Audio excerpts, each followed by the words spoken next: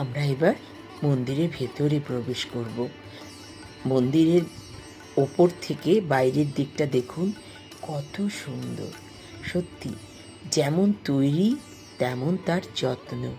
আর যারা এইভাবে যত্ন করেন তাদেরকে আমার নমস্কার। বিভিন্ন জায়গায় যাই, বিভিন্ন তীর্থস্থানে যাই নিজের আত্মশুদ্ধির জন্য।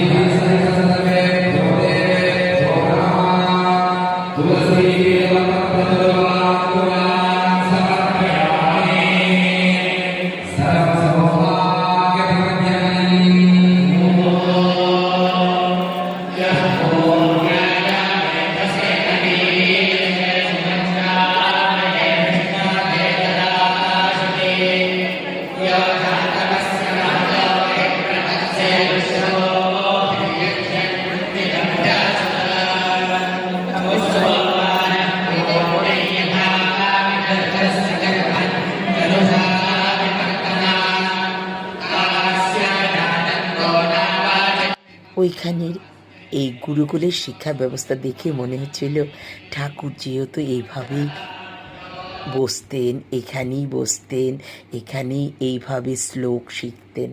সত্যি আমার না কিছুক্ষণ চুপ করে থাকতে হয়েছিল।